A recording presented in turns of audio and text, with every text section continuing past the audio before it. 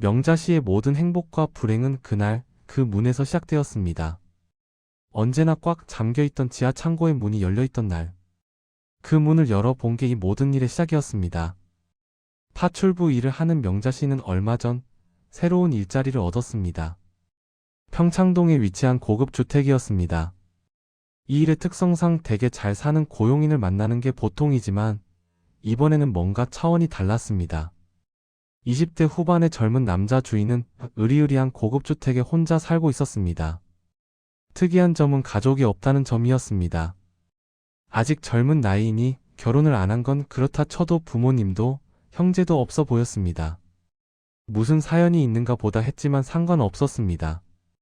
명자 씨 입장에서는 사람 대우해주고 돈만 잘 주면 상관없었으니까요. 젊은 고용인은 명자 씨에게 예의 바르고 깍듯하게 대했습니다. 일거수일투족을 감시하며 카탈스럽게 구는 일도 없었습니다. 다만 한 가지를 신신당부했습니다. 바로 지하에 있는 창고에는 절대 들어가지 말라는 이야기였습니다. 지하는 제 작업실이니 출입은 절대 삼가주세요. 청소하실 필요도 없습니다. 명자 씨는 그 이야기를 듣고 오히려 반가웠습니다. 무릎 아픈데 지하실까지 내려가기 힘들던 차에 관리할 필요가 없다고 하니 잘된 일이었습니다. 하지만 하루, 이틀이 지나면서 굳게 잠긴 지하실에 대한 궁금증이 커져갔습니다. 창고 문에는 도어록이 달려 있었습니다. 흔히 현관문에 쓰이는 도어록이 있어 비밀번호나 스페어 카드가 있어야지만 들어갈 수 있게 되어 있었습니다. 여사는 집에 돌아온 후 식사를 하자마자 지하 창고에 내려가 한참을 있다 나왔습니다. 대체 뭐가 있길래 저렇게 드나드는 건지 궁금해지기 시작했습니다. 그러던 어느 날 거실 청소를 마친 후 잠시 한숨을 돌리던 명자 씨는 지하 창고의 문이 열려 있는 걸 발견했습니다. 명자 씨는 자기도 모르게 주위를 두리번거렸습니다. 아직 집주인이 들어오려면 몇 시간은 남아 있었습니다. 사람의 마음이 참 이상합니다. 보지 말라고 하면 더 보고 싶으니까요. 명자 씨는 결국 집주인의 신신당부를 무시하고 계단을 내려가 창고의 문을 열었습니다. 삐걱. 문을 연 명자 씨는 순간 숨이 멎었습니다. 창고 안에 있는 건 다름 아닌 돌이었습니다. 손톱만한 돌부터 주먹만한 돌까지 수백 개의 돌들이 유리 전시장 안에 보관되어 있었습니다. 마치 돌 박물관을 연상시키는 모습이었습니다. 아니, 이게 다 뭐야? 명자 씨는 놀라면서도 한편으로는 실망했습니다. 그렇게 꽁꽁 감추길래 뭔가 어마어마한 보물이라도 있는 줄 알았는데 고작 돌이라니요. 유리관 안에 전시된 돌들은 딱히 특별할 것도 없었습니다. 길가에서 흔히 볼 수 있는 돌멩이였습니다. 누가 줘도 버릴 잡다한 것들을 애지중지하다니. 새삼 이 집 주인이 참 별나다는 생각이 들었습니다. 그 순간이었습니다. 명자 씨는 붉은 천 위에서 뭔가 반짝하고 빛나는 것을 보았습니다. 자기도 모르게 발걸음을 멈춘 명자 씨는 홀린 듯 유리창 앞으로 다가갔습니다. 붉은 벨벳 천 위에 놓인 손톱만한 돌은 가운데에 금색 선이 그어진 독특한 모양이었습니다. 명자 씨의 눈에는 유독 그 돌이 예뻐 보였습니다. 돌이 예뻐 보일 수 있다니. 신기한 노릇이었지만 그랬습니다. 너무 예뻐서 갖고 싶은 마음이 들 지경이었습니다. 가슴이 두근거리고 침이 말랐습니다. 유리창만 없다면 손을 뻗어 만질 수 있을 텐데. 명자 씨가 안타깝게 읊조리던 순간이었습니다. 여기서 뭐 하세요? 화들짝 놀란 명자 씨는 그만 그 자리에서 얼어버리고 말았습니다. 문 앞에는 집주인이 서 있었습니다. 아주머니. 제가 분명 여기는 청소 안 하셔도 된다고 했을 텐데요. 사모님. 그게 저. 명자 씨는 식은땀이 나고 손이 떨려 말을 잇지 못했습니다. 잘못하면 하루아침에 일자리를 잃을 수도 있는 상황이었습니다. 휴. 네. 뭐?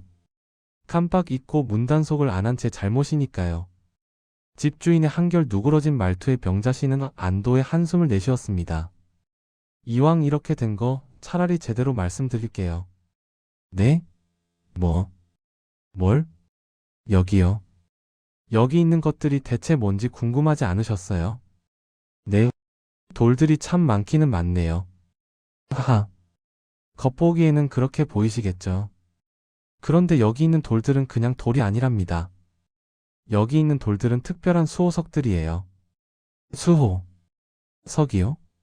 네, 처음 들어보셨죠? 수호석이라는 거. 하긴 아는 사람이 많지 않아요. 저처럼 특별한 재능을 타고난 사람이 아니면 알아볼 수 없죠. 명자씨는 대체 집주인이 무슨 말을 하는지 알아들을 수 없었습니다. 뭐? 믿거나 말거나 하지만 세상에는 그런 재능이 있어요. 돌이 가진 기운을 알아볼 수 있는 재능이요. 저는 그런 재능을 가지고 태어난 사람이고요. 명자씨는 여러 가지로 참 독특한 사람이라고 생각하면서 대충 장단이나 맞춰야겠다고 생각하며 말했습니다. 길가의 돌들. 흔해서 무시하기 쉬운 것들이지만 사실은 제각기 사연이 있어요. 모두 이 오래된 지구에서 떨어져 나온 것들이니까요. 개 중에는 보석처럼 놀라운 힘을 지닌 것들이 있죠. 아니, 그 힘의 에너지를 따지면 사실 보석보다 더 값진 것이죠. 다이아몬드보다요. 건강한 기운을 지닌 돌을 가지면 몸이 건강해지고 재물의 기운을 가진 돌을 지니면 돈이 굴러오니까 다이아몬드보다 값지지 않겠어요? 명자씨는 대체 뭐라고 답해야 할지 알 수 없었습니다. 아무래도 집주인이 제정신이 아닌 것 같은데. 그래도 이 정도 집의 재력을 갖추고 살 정도면 아주 미친 사람은 아닌 것 같고. 점점 헷갈리기 시작했습니다. 하하. 아주머니. 표정이 완전히 굳으셨어요. 농담이에요. 농담. 세상에 그런 게 어디 있겠어요? 자기가 열심히 일해서 벌어야지. 사실 저는 돌을 좋아하는 수석 애호가라 이렇게 돌들을 모으고 있는 거랍니다. 수석. 애호가요? 네, 돌을 좋아해서 돈을 주고 사 모으다니. 참 별나죠? 세상에는 별난 사람이 참 많답니다. 명자씨는 어색하게 따라 웃으며 어서 이 자리를 뜨고 싶다고 생각했습니다. 명자씨의 마음을 알았는지 집주인이 말했습니다. 그럼 오늘은 이만 퇴근하시고 좀 쉬세요. 내일 오후 3시에 있는 모임만 좀 신경 써주시면 돼요.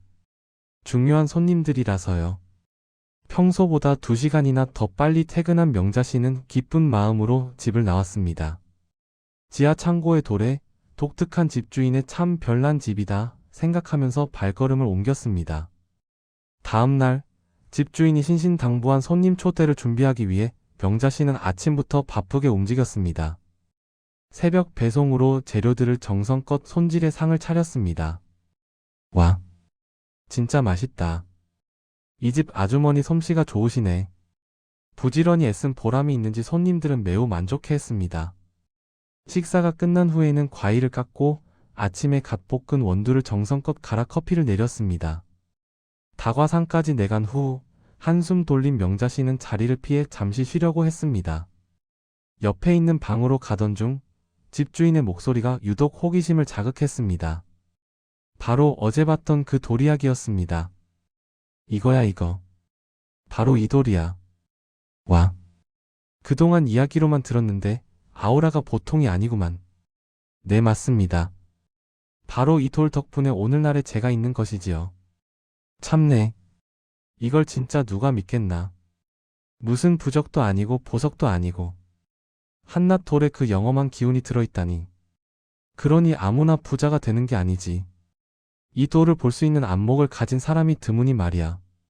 나도 지난번에 이 사람한테 얻은 돌 받고 고혈압이 싹 나았잖아. 이거 자랑하고 싶어도 어디다 자랑도 못해. 미친놈 소리 밖에 더 듣겠어? 그니까 말이야. 고지곧대로 말했다가 놀림만 당하지. 자네한테 받은 학문의 돌을 받은 다음부터 우리 아들놈이 전교 1등만 하는데 이걸 어디 가서 이야기하냐고? 이야기할 필요 뭐 있어? 설령 우리 말을 믿은다 한들 좋을 게 뭐 있나? 잘못하면 어렵게 얻은 돌을 뺏기기나 할 뿐이지. 아무튼 이런 귀한 걸 우리에게 주고. 정말이지 자네가 우리의 귀인일세. 아닙니다.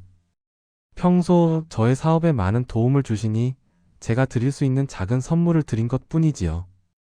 조금이라도 도움이 되었다고 하니 기쁠 따름입니다. 다른 고민이 있으시면 언제든 말씀해 주세요.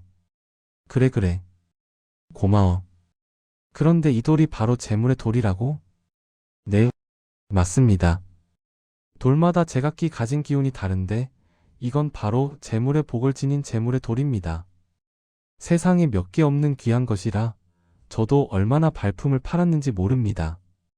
이건 아프리카를 여행하던 중에 발견한 것이죠. 아니, 그런데 자네는 그런 돌을 대체 어떻게 발견하나? 그냥 느껴집니다. 돌의 이야기가 들린다거나 할까요? 하하. 정말이지 직접 돌의 힘을 체험해보지 않았다면 자네를 영락없는 사기꾼으로 알았을 소리네. 허. 하하. 네, 맞습니다. 믿기 힘든 이야기죠. 저야 태어날 때부터 이렇게 태어난 몸이라 저에게는 너무나 자연스러운 이야기지만요. 재물의 돌이라 정말 탐나기는 한다만 아시죠? 돌의 힘은 한 번에 한 가지만 쓸 수 있다는 것을요. 돌끼리 충돌하는 힘이 있어 건강의 돌과 재물의 돌을 둘 다 쓰려면 한 가지 힘이 소멸되어 버린다는 것을요. 그러니까 하기야. 인생사가 그렇구먼. 모든 걸 다 가질 수는 없어. 나야 돈은 있어도 건강이 늘 염려였으니 건강이라도 좋아진 게 다행이고. 이 사람은 자식 대학에 시급하니 학문의 돌이 재물의 돌보다 나은 것이고. 그래. 우리야 재물은 아쉬울 거 없으니 각자 가진 돌로 만족해야지. 이야기를 들은 명자씨는 어리둥절했습니다. 아무리 봐도 이상한 사람들은 아닌데 멀쩡하게 생긴 부자들이 나누는 이야기치고는 너무 이상했으니까요. 하지만 곰곰이 생각해보니 그럴 수도 있다는 생각이 들었습니다. 세상에 그런 돌이 없으리라는 법은 없었습니다. 그게 진짜라면 명자씨는 누구보다 저 재물의 돌이 필요한 사람이었습니다. 재물의 돌이 있다면 이렇게 새벽부터 일어나 남의 집 일을 안 해도 될 것입니다. 남편이 사업하다 진 빚도 갚을 수 있을 것입니다. 대학원 다니는 딸의 등록금도 걱정 없을 것입니다. 명자씨는 손님들이 가실 때가 되자 찻잔을 정리하는 척하면서 그 재물의 돌이라는 게 어떻게 생겼는지 슬쩍 봐두었습니다. 그 돌은 바로 명자씨가 어제 홀리듯이 바라봤던 바로 그 돌, 가운데에 금색 선이 그어진 돌이었습니다. 며칠 뒤 명자씨는 주인이 없는 틈을 타 주인의 방을 뒤졌습니다. 며칠 동안 꼼꼼히 살펴본 결과 주인에게 창고 키가 따로 있다는 걸 알았고 그 키를 서랍에 둔다는 걸 알았기 때문입니다.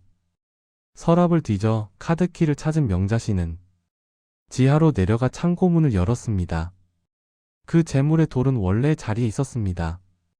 다시 보아도 아름답고 사람을 홀리는 돌이었습니다. 명자씨는 돌을 쥐고 망설임 없이 창고를 빠져나왔습니다. 오늘 아침 한 달치 월급을 받은 명자씨는 집주인에게 문자로 사직서를 보냈습니다. 그동안 감사했습니다. 집에 급한 용무가 생겨 내일부터는 나오기가 어려울 것 같습니다. 죄송합니다. 돌을 들고 급히 집으로 간 명자씨는 가슴이 두근거렸습니다. 사실 도둑질이 처음은 아니었습니다. 이전에 파출부 일을 할 때 명자씨는 종종 그 집의 살림을 슬쩍 해오고는 했습니다. 처음에는 남는 과일이나 유통기한을 넘긴 밀키트 같은 것을 집으로 가져오는 정도였는데 점점 사이즈가 커졌습니다. 나중에는 요령이 생겼습니다. 일하기 싫어진 집에 관둘 마음이 생기면 월급을 받은 날 문자로 퇴사 통보를 하고 그 집에 금붙이 같은 것을 하나 슬쩍 가져오는 것입니다. 평소 집주인의 성향을 유심히 봐서 잘 쓰지 않는 금붙이를 가져왔습니다. 그 중에는 직접 연락을 해서 따지는 경우도 있었지만 대부분은 없어졌는지도 모르는지 아무런 연락이 없었습니다. 설사 전화해서 따진다 해도 명확한 증거가 있는 게 아니라 그쪽에서도 어찌할 도리가 없었습니다. 물론 이 방법을 너무 자주 쓰면 일감을 얻기 힘들기 때문에 명자씨는 나름대로 시기를 봐서 적당히 훔쳐왔습니다. 그런데 이렇게 돌을 훔친 적은 처음이었습니다. 자기가 생각해도 어이가 없었습니다. 고작 돌 하나를 훔치다니. 사실 슬슬 일하기가 지겨워지던 차였습니다. 평창동은 거리도 너무 멀어 다른 일자리를 구해보려던 참이었습니다. 음식 솜씨가 좋아 일자리는 어렵지 않게 구할 수 있었습니다. 이번 달 받은 돈으로 쉬면서 새로운 일자리를 알아볼 참이었습니다. 이 돌이 진짜든 가짜든 크게 상관없었습니다.